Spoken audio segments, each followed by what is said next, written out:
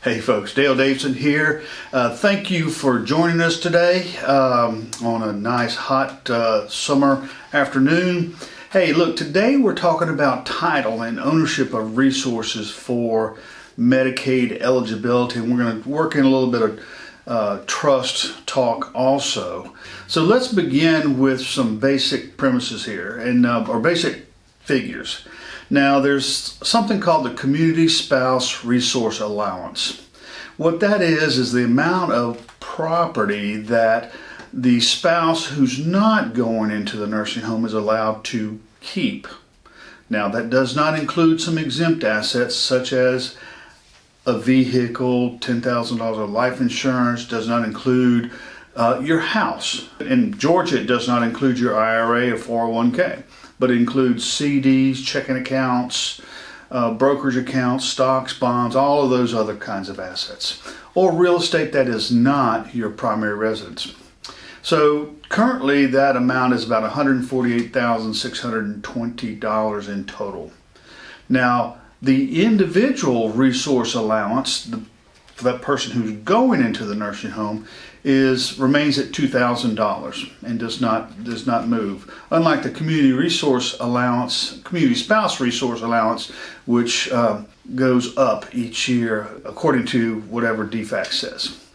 So there is an income cap for the person who is going into the nursing home of $2,742 per month. Okay, so your income cannot exceed that.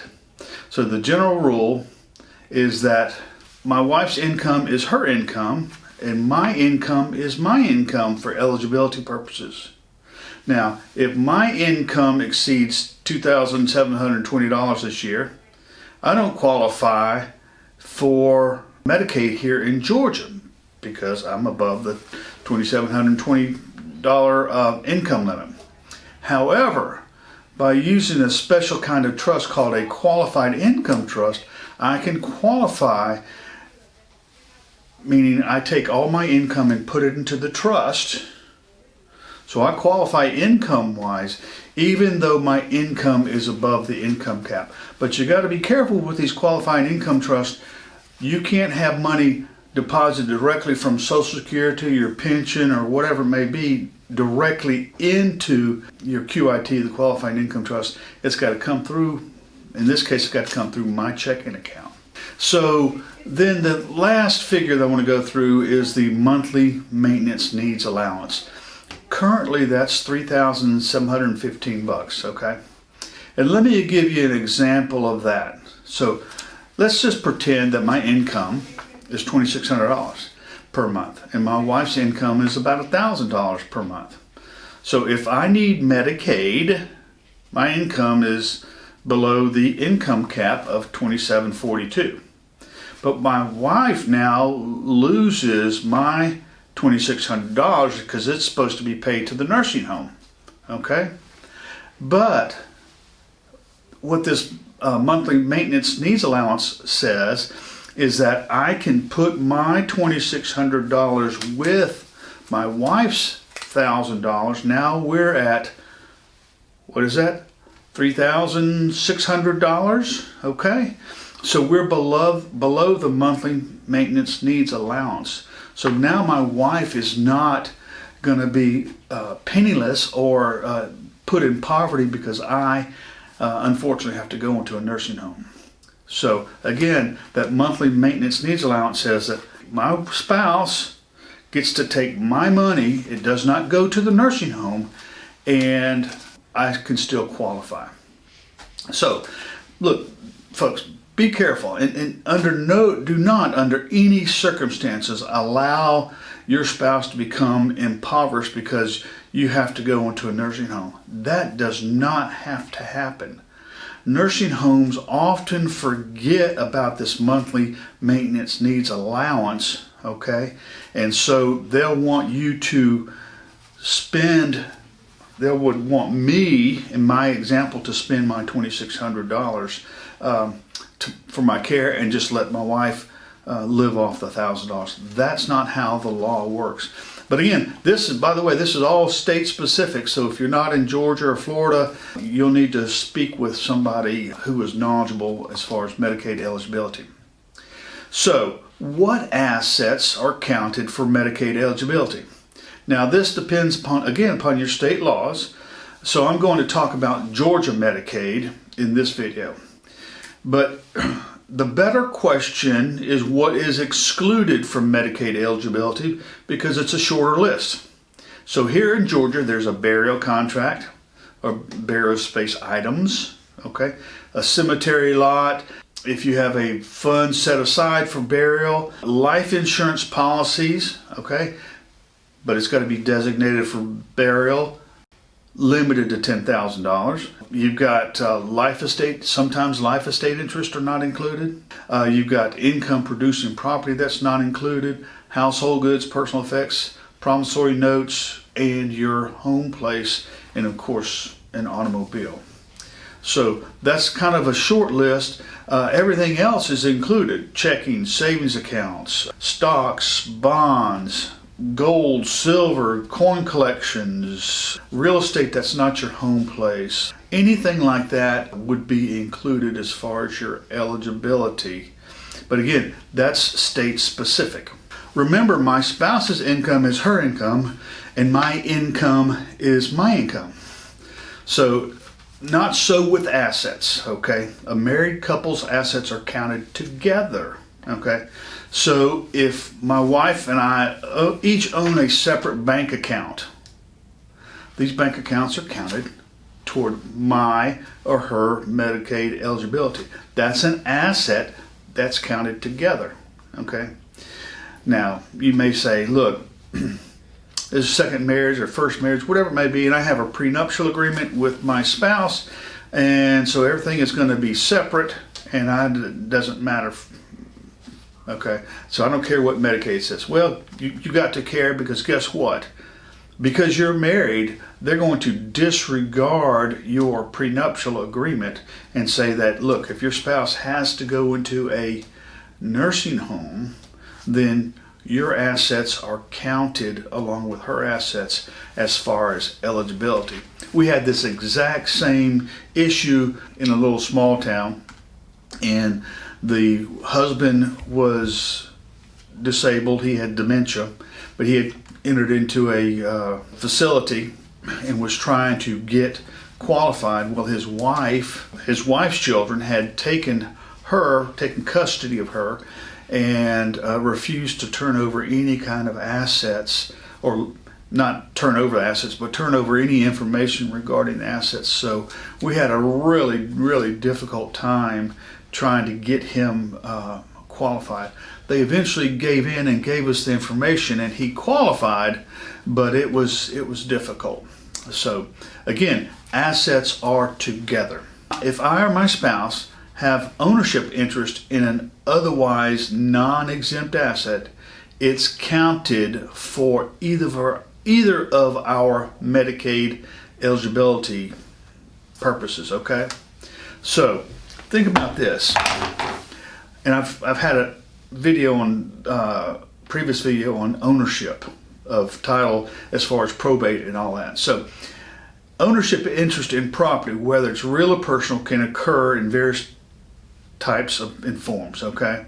The type and form of the ownership can affect the value of the property and even its status as a resource. So you got to be careful as far as titling assets. So for example, you have real estate and it's fee simple. I mean, you own the whole ball of wax, okay? The entire equity of that real estate is counted. Maybe you have a vacation home down at the beach. The entire value of that property is counted, okay? Remember, your homestead is not counted. It's not counted as far as eligibility, but we're going to talk about homestead in just a few minutes. Tenancy in common. You got to determine and count my share of the equity. So let's say that I own a beach house with a brother of mine, and we own it 50-50.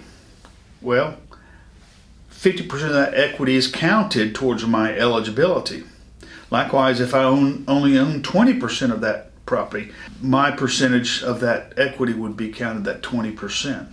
So tenancy in common. Joint tenancy, or tenancy with rights to survivorship. In Florida, between a husband and wife, it's called tenancy by the entireties.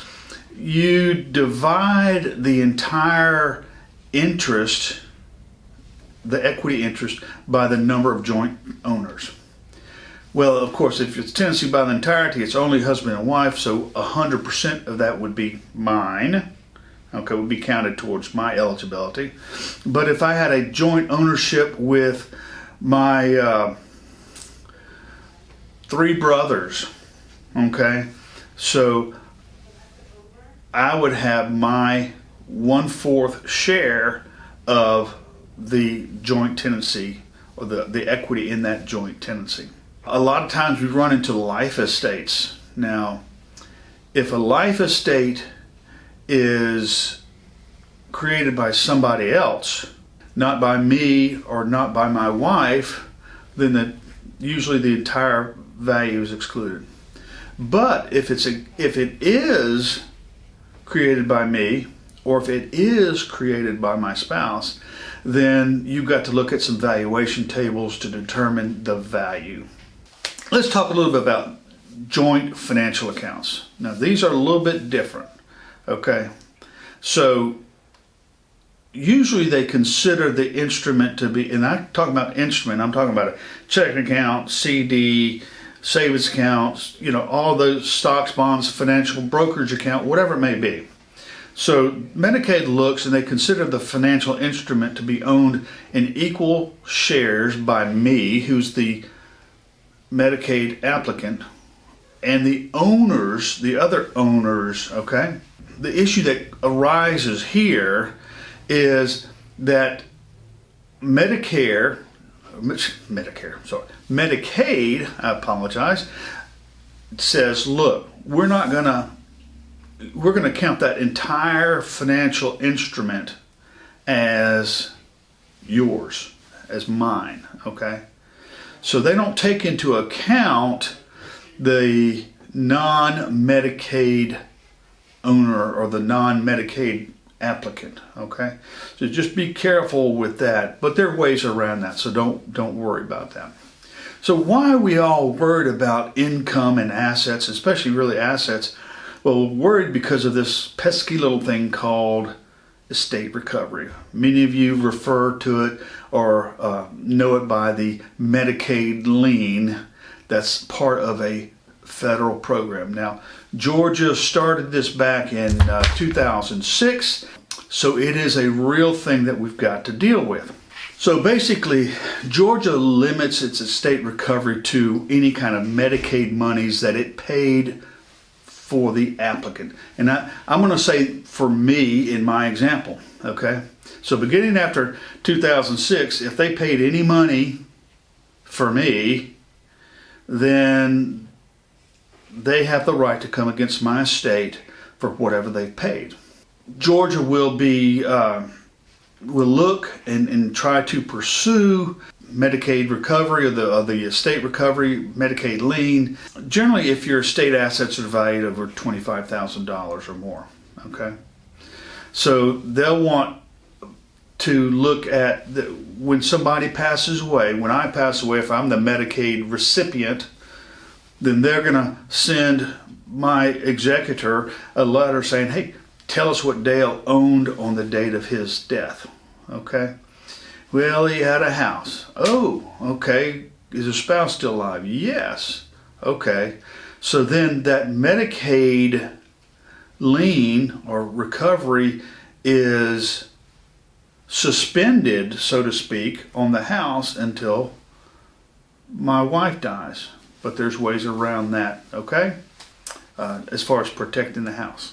If I have a checking account in my sole name, which hopefully I wouldn't if I'm in a nursing home, then whatever's in that checking account would go to my to DFACS, okay?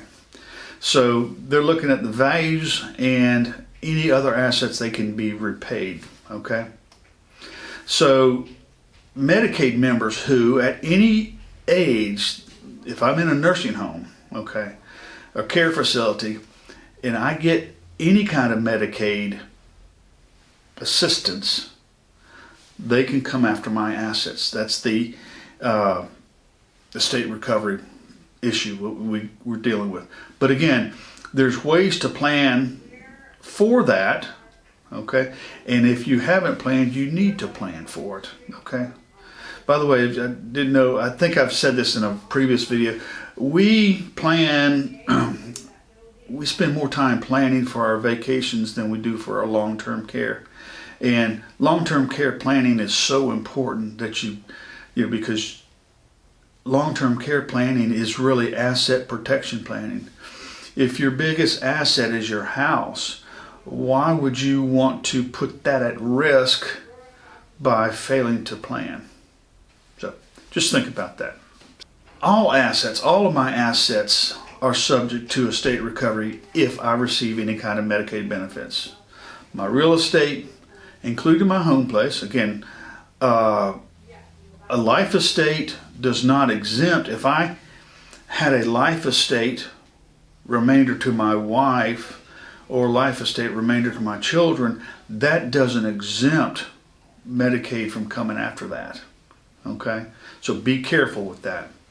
All my personal property, don't know exactly what I would have, some old fishing rods I reckon, but they could come after that. Any assets that I have, they can come after and seek to liquidate and to get paid back. So again, I said this earlier, but it bears worth repeating. When I die, my representative will be notified by the state saying, hey, tell us what he had. Send us a copy of the deed, the property that he owned, send us a copy of the last bank statement and anything else he may have had. So they're going to start, you get that letter usually 60 days after passing, but it will come. Now, there are some exceptions to this estate recovery. And so once you get notified, then you've got the opportunity to say, hey, look, state, I fit within one of these exceptions. Number one, I'm the surviving spouse, or I'm a child, or there's children under 21 years of age, okay? I'm a child who's blind or disabled, permanently totally disabled, according to the Social Security Administration. So therefore, again, recovery is delayed. If you can fit in with one of those exceptions, then estate recovery is delayed. But our goal here is to make sure that your assets are never subject to estate recovery, okay? We think that if you start early enough with respect to your planning, that you can preserve and protect your assets from estate recovery. So one way to do that is with a trust. Now, there's a 5-year look-back period. Everybody's heard about that, okay? So assets that have been placed in a trust, then they're going to be subject to that 5-year look-back period because you've transferred them, okay? We're talking about a irrevocable trust, a trust that you can't change. Because if you're legally empowered to revoke a trust or use the principle for your own support, then yes, that trust is going to be counted. Those types of trusts are what we refer to as the living trust or the revocable trust. It's one where you're the trustee and you're the sole beneficiary during your lifetime.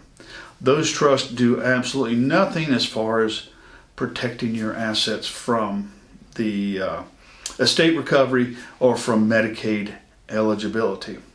The irrevocable trust, on the other hand, is one that you cannot change once you have established it and funded it, okay? But those assets, after 60 months, are protected from estate recovery, okay? So just remember that the trust depending upon when it was created, may or may not be subject to the 60-month look-back period.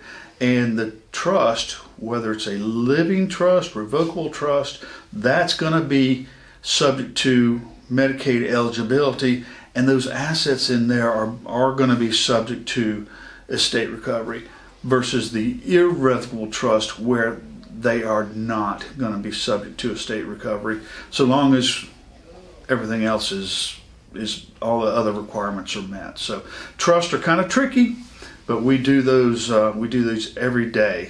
So hey folks, thank you for watching today. Look, I've got this video that I did previously. It's called Why You Need a Trust to Protect Your Assets. Hey, go check it out. It's really informative, and hope you've learned a lot. And until next time, you be blessed.